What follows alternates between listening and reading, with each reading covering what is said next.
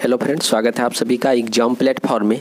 तो आज हम लोग एसएससी जीडी का सेट प्रैक्टिस हम लोग देखेंगे। तो ये प्रीवियस ईयर का पेपर है, तो आज हम लोग जीके जीएस का सेट प्रैक्टिस देखेंगे। तो आप लोग यदि पिछले वाले सेट प्रैक्टिस नहीं लगाए हैं तो उसे भी आप लोग ज़रूर देखें। तो चलिए देखते हैं आज का फर्स्ट क्वेश्चन। फर्स्ट क्वेश्चन है आपका, डैश बुंदेलखंड क्षेत्र का एक जीवंत नृत्य रूप है। इसका प्रदर्शन मृदंग की थाप से शुरू होता है और धीरे धीरे गद्य और काव्यात्मक संवादों के साथ गति पकड़ता है। तो आपको जो है बुंदेलखंड यानी कि राजस्थान का जो बुंदेलखंड क्षेत्र है वहाँ का एक जीवंत नृत्य है जो मृदंग की थाप से शुरू होता और धीरे धीरे उसमें जो है गति पकड़ लेता है। तो आपको बताना है कि उस नृत्य का नाम क्या है। तो इसका बिल्कुल सही जवाब क्या हो जाएगा? राई आपका बिल्कुल सही जवाब ऑप्शन नंबर 3 हो जाएगा। तो बुंदेलखंड क्षेत्र का एक जीवंत नृत्य जब भी पूछे आपका तो आपका बिल्कुल सही जवाब क्या हो जाएगा? राई आपका बिल्कुल राइट आंसर हो जाएगा। वैसे गणगौर जो आपका फेस्टिवल जो है ये भी जो है गणगौर आपका जो है ये भी राजस्थान के लिए बहुत ही महत्वपूर्ण है। उसके बाद हम लोग सेकंड नंबर क्वेश्चन देखते हैं। गौतम बुद्ध के संबंध में निम्नलिखित में से कौन सा कथन सही है, आपको बताना है। तो यहाँ पे 2 स्टेटमेंट दिया गया है, तो आपको बताना है कि कौन सा स्टेटमेंट सही है। फर्स्ट स्टेटमेंट में बोला गया है, बौद्ध धर्म के संस्थापक सिद्धार्थ, जिन्हें गौतम के नाम से भी जाना जाता है, का जन्म 2500 वर्ष पहले हुआ है। तो हम लोग जानते हैं कि गौतम बुद्ध का जो जन्म है उनका जन्म 563 ईसा पूर्व हुआ है, यानी कि ईस्वी पूर्व हुआ है कितना? 563। तो इसे ही हम लोग दूसरे शब्दों में यदि बोले तो हम लोग 2500 वर्ष पहले हम लोग बोल सकते हैं। कहने का अर्थ हुआ कि फर्स्ट स्टेटमेंट हम लोगों का सही है। उसके बाद सेकेंड स्टेटमेंट हम लोग देखते हैं। गौतम बुद्ध एक छोटे गण से संबंधित थे जिसे शाक्य गण के नाम से भी जाना जाता था। तो ये भी स्टेटमेंट आपका बिल्कुल सही है। तो यहाँ पे दोनों स्टेटमेंट सही है, तो इसीलिए आपका बिल्कुल राइट आंसर क्या हो जाएगा? तो यहाँ पे राइट आंसर हो जाएगा ऑप्शन 1 और 2, यानी कि ऑप्शन नंबर 4 आपका बिल्कुल सही जवाब हो जाएगा। उसके बाद हम लोग 3 नंबर देखते हैं। भारतीय मूल के डैश नवंबर 2023 तक यूनाइटेड किंगडम के गृह सचिव थे।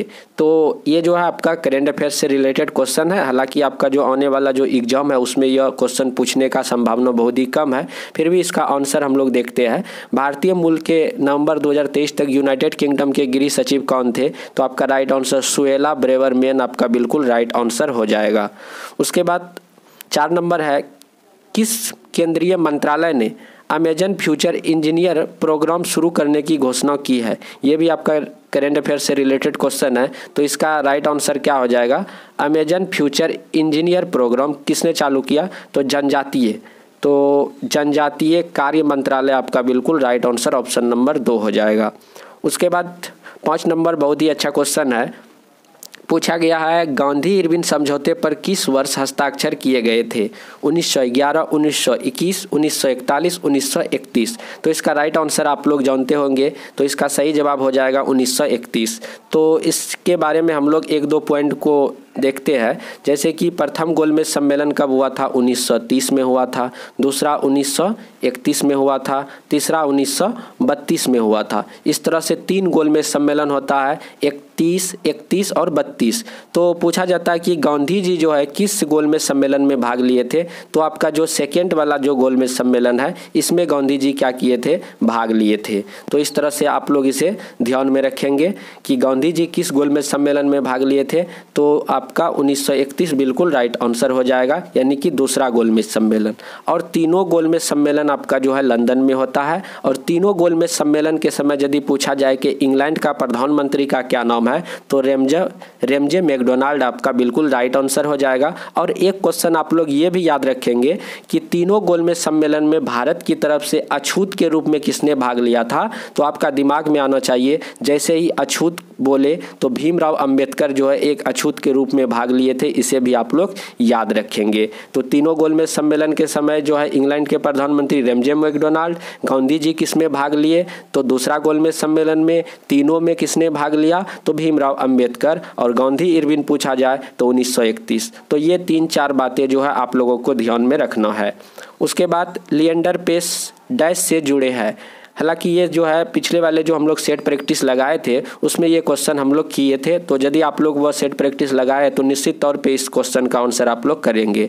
फर्स्ट में है badminton, lawn tennis, cricket, golf. तो आपका राइट आंसर क्या हो जाएगा? लॉन टेनिस आपका बिल्कुल करेक्ट आंसर होगा। Option number 2। उसके बाद है आपका उस्ताद बिंदा खान निम्नलिखित में से किस वाद्य यंत्र से जुड़े हैं।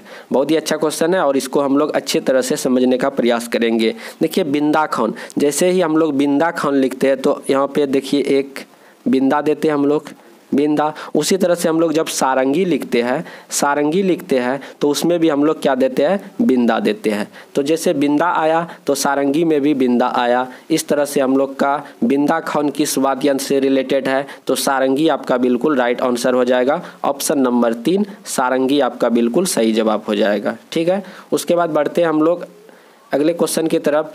तो 8 नंबर भी आपका जो करेंट अफेयर से रिलेटेड क्वेश्चन है। तो यहाँ पे पूछा गया था कि 2023 में भारत के निम्नलिखित में से किस पूर्व मुख्य न्यायाधीश को सिंगापुर अंतर्राष्ट्रीय मध्यस्थ पैनल का सदस्य नियुक्त किया गया था।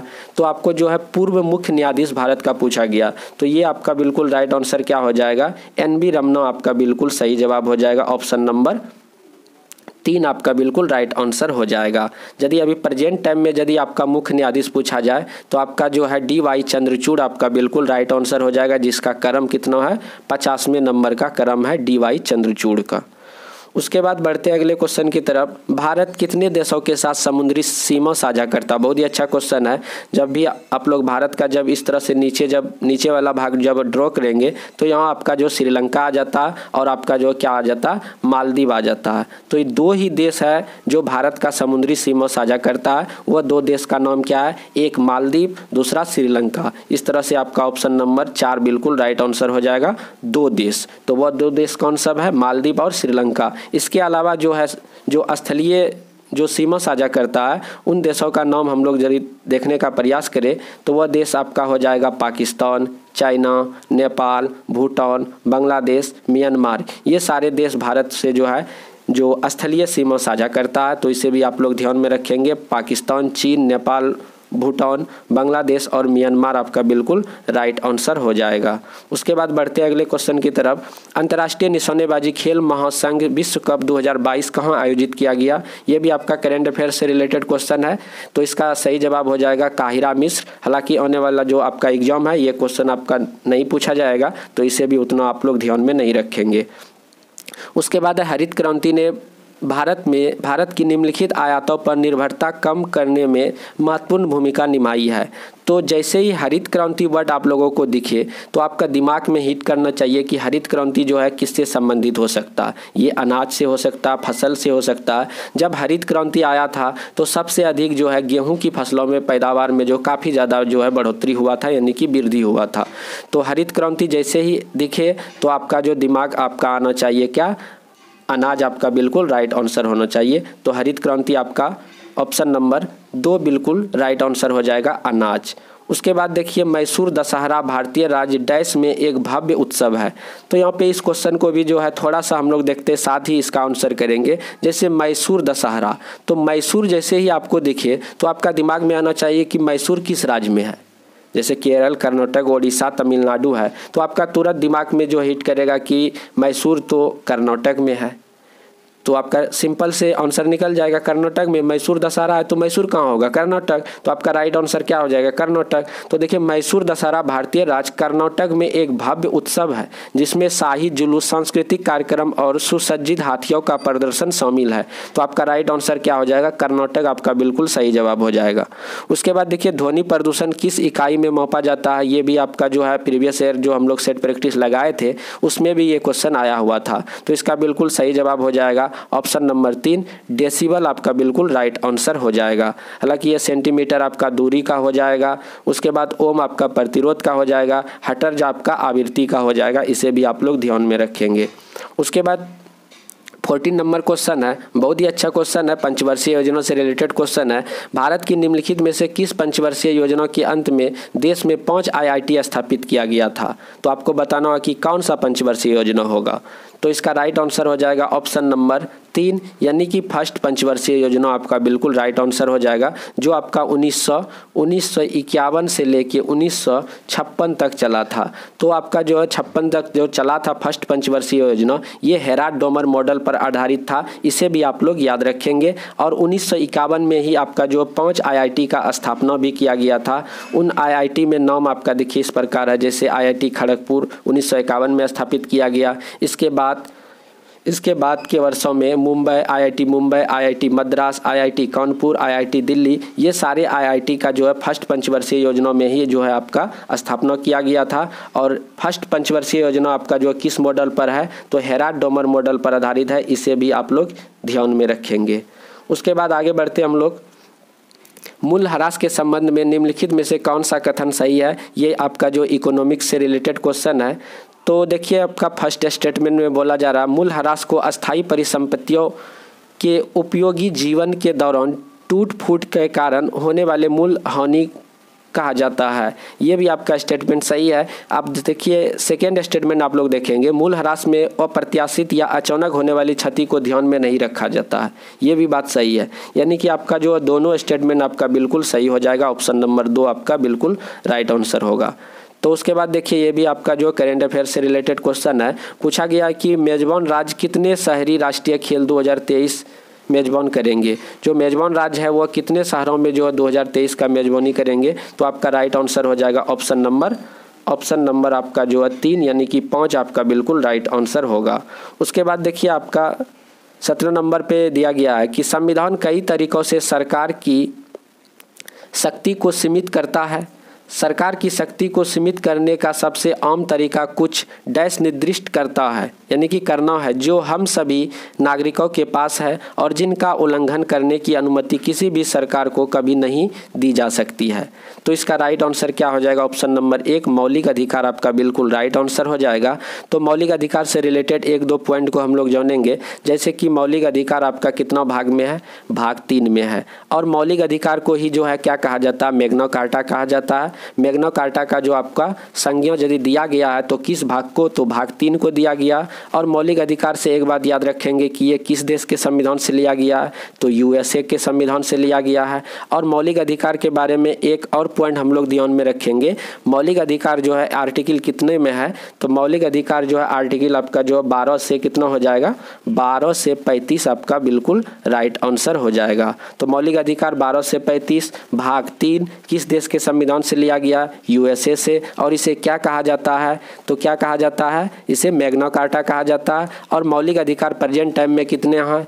तो ये जो है पहले आपका जो है कितना था? 7 था, अब कितना हो गया? 6 हो गया। तो 6 हो गया है, एक कहाँ चले गया? तो एक आपका जो संपत्ति का अधिकार जो था उसको हटा के जो है कानूनी अधिकार बना दिया गया, जो कि 300 का A में रखा गया है। इसे भी ध्यान में रखेंगे।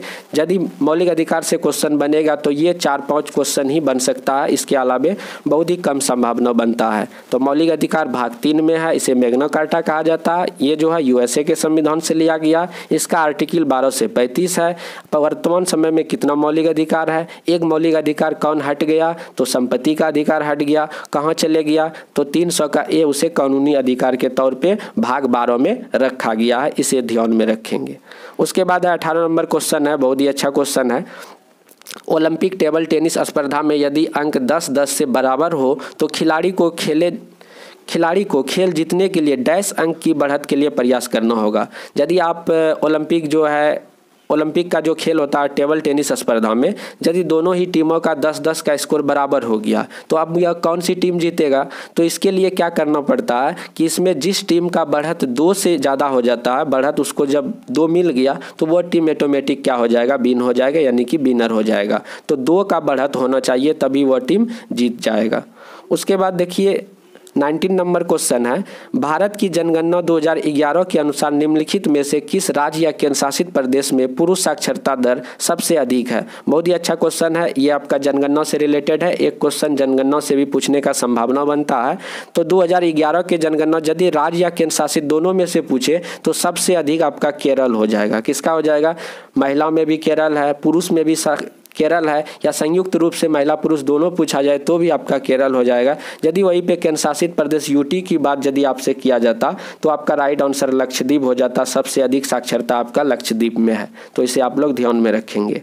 उसके बाद लास्ट क्वेश्चन है आपका, अगस्त 2023 में केंद्र सरकार ने कैबिनेट सचिव राजीव गौबा को डैश विस्तार दिया है। तो राजीव गौबा जो कैबिनेट सचिव है उसका जो कार्यकाल जो कितने समय के लिए बढ़ा दिया गया था वही आपसे पूछा जा रहा है। तो इसका राइट आंसर ऑप्शन नंबर 3 हो जाएगा, यानी कि 1 वर्षों के लिए क्या किया गया था, बढ़ा दिया गया था। हालांकि प्रेजेंट टाइम में यदि बात करें तो कैबिनेट सचिव कौन है, तो कैबिनेट सचिव अभी जो है टीवी सोमनाथन है, उसे भी आप लोग ध्यान में रखेंगे। तो इस तरह से टोटल हम लोग 20 क्वेश्चन कवर कर चुके हैं। तो ये सेशन कैसा लगा, सेट प्रैक्टिस किस तरह का था, आप लोग कमेंट पे जरूर बताएंगे, और कितना स्कोर आया ये भी बताएंगे।